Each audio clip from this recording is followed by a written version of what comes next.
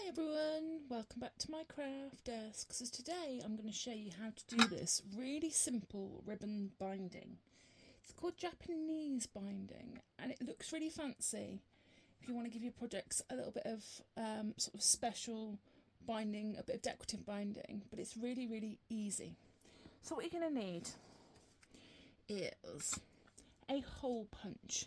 Whether this be an office hole punch or an individual hole punch, it doesn't really matter. You can use both to do this technique. You're going to need some scissors and a pencil. You're going to need your pages. You can apply this to any size pages, any quantity of pages. It's very versatile on what you can do with it. Some ribbon for your binding. You can use ribbon, you can use string, you could use anything really, as long as it will go through the size of the holes you punch a couple of times. A ruler and some form of tape. So I rarely measure for my projects, but I'm going to show you how to do this with measuring. Once you've made it a couple of times, you can just eyeball the spacing on the holes. And the other thing I am just going to grab, because I know I won't keep my pages straight, is a clip of some sort. So all I'm going to do is take my pages, this is just white copy paper, and I'm going to clip them together so they're all together, they're all lined up nice and straight for this technique. You can use a clothes peg, you can tape it, you can do whatever, you don't have to even put a clip on there. So what I'm going to do is I'm going to go from this edge, this is the edge we're going to bind. What I'm going to do is draw a straight line. I'm not even going to measure it properly. I'm just going to do it down the width of the ruler. You won't see this, but this is where your binding holes will be. Very unstraight, but we get the vibe. And all this is to make sure your lines, let's do that again, so it is nice and straight. There we go. Is to make sure that your lines, your holes are nice and straight. Then approximately an inch out, that's the spacing you want in it. And then you want holes approximately, let's have a look how wide this is, every inch. So what I'm going to do is on my line is make a little cross every inch, roughly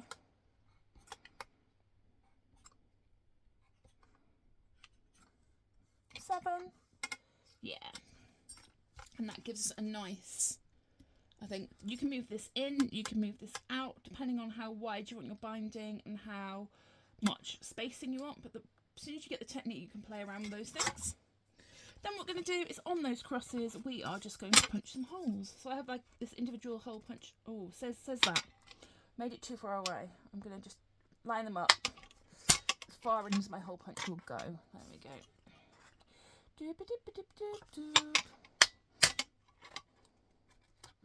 Quite a lot of sheets on this one.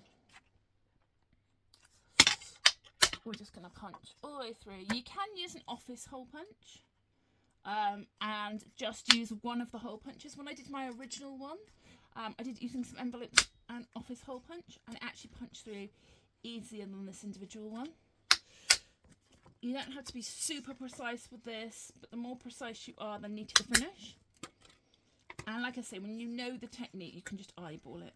So all I've done is put holes all the way up that line.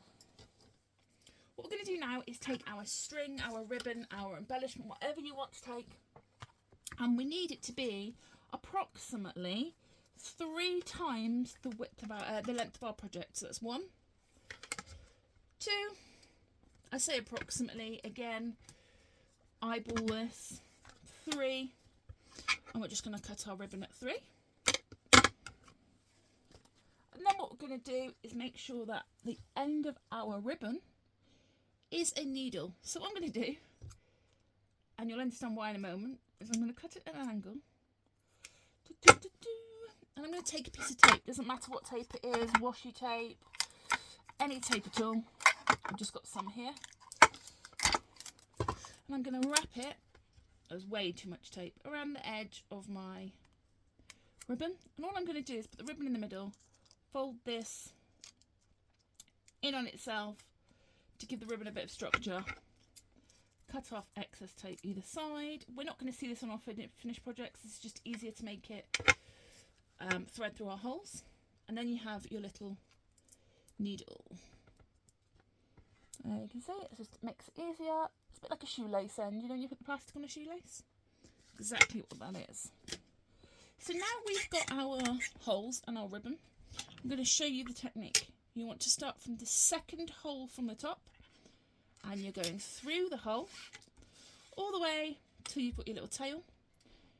You need to make sure your tail stays on this side of the project. Sometimes I like to just put it up there so I know that I'm not going to pull it through accidentally. You can tape it. You don't have to do that step, but I'm very good at pulling things through the holes when I don't need to. So we've gone through the project to the back. Then we're going to go back through, around the project through that same hole. And then we're going to just go back through that same hole. And we're going to pull it. There is one really important part of this project, and this is it. What we want to do is, as we're pulling our ribbons through, we want to keep them as flat as possible. And I'm sure as I go along, I'll show you one that twists and one that isn't as flat. But the flatter it is, the nicer the finish at the end. So all we've done is gone round, through and back through that hole. Once you're through the hole, you just move down to the next one.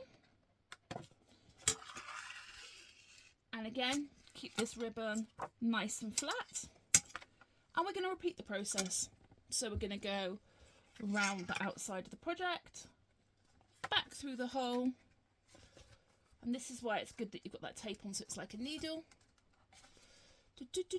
There we go. Pull it through.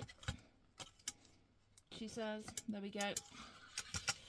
And again, make sure this ribbon, there we go, is nice and flat. So here we go, you can see I've got a twist in it. I'm just going to use my fingers to manipulate it so it's flat again. And then we're going to move on to the next hole. And then you just repeat it all the way down your project. So down the hole. Make this ribbon nice and flat. Then round the outside and back through that same hole.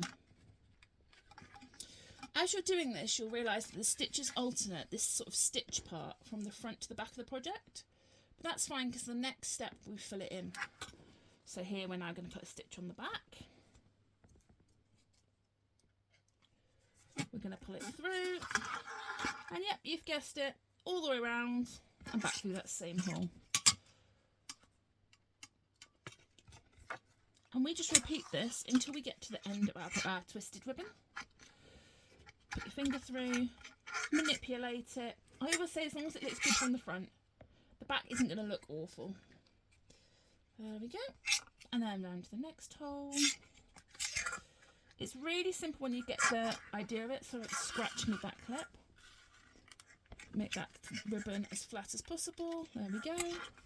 You also want to be pulling this tension, so it's not super tight, but it's tight enough to just keep it stitched. It's actually doing its job. So each time you're doing it, you're pulling it tight. And then I find as you pull it, can you see how that hole is just easier to see?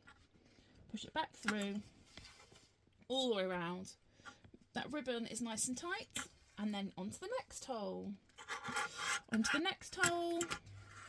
Again, we're going round. Back through the hole. If you can't see the hole for any reason, just make sure you pull the ribbon in the opposite direction. You can see the hole. And that is our last stitch. Just make this one nice and tidy. There we go. And that is our last stitch on this run. What we're going to do then is when we got to the end, we're going to fill the gaps in. So to do that, we're going to take the ribbon, we're going to come round the outside of our project, and we're going to go back into this bottom hole. Again, if you're unsure, just pull the ribbon and you can see the hole.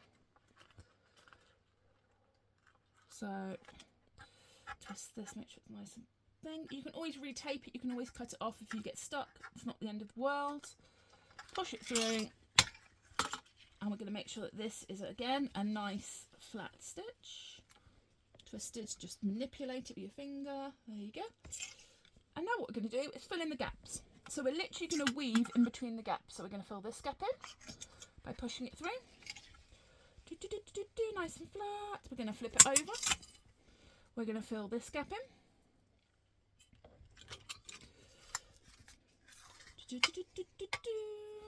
And flip it over, fill this gap in, and then flip it over and fill this gap in.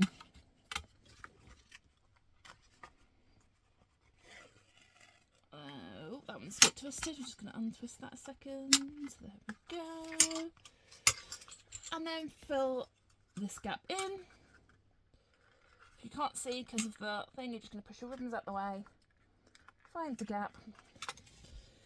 See, that one is twisted. Thought it would be. So we're just going to manipulate it and untwist it so it lies nice and flat. So there you go. You kind of get the gist of which way to do that. That was a rubbish attempt at manipulating. Loosen it off a little bit. Untwist the ribbon. There we go. And there she is. And then up to the last one. This last one is the only one that we don't have the binding on, so we're going to do the binding. So once you've filled in all the gaps, you get to the top one. We're going to go around, I'm sure we remember this from doing it, through the hole and do the binding. And then we're going to go to the top and fill this last gap in. So we're going to go up to the top and back through the hole. There we go. Just be careful that the stitches do lie flat and they don't kind of want to come off the side when you're doing this one. And then what we're going to do is finish this gap off and tie it off.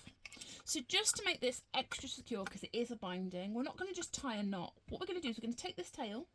We're going to come, let me just unhook this to avoid confusion. We're going to take this tail, we're going to go under our first stitch. We're going to go down and under our first stitch. And then we're going to tie it off. And all you're going to do is a basic tie knot between the first tail and the tail you're finishing. Like that. Cut your little tail bits off. There we go. And that is your Japanese binding. It's actually very, very simple. It looks lovely. It looks good if you want to add some detail to things. And then, there we go. You have your little notebook pages. Fold back the pages.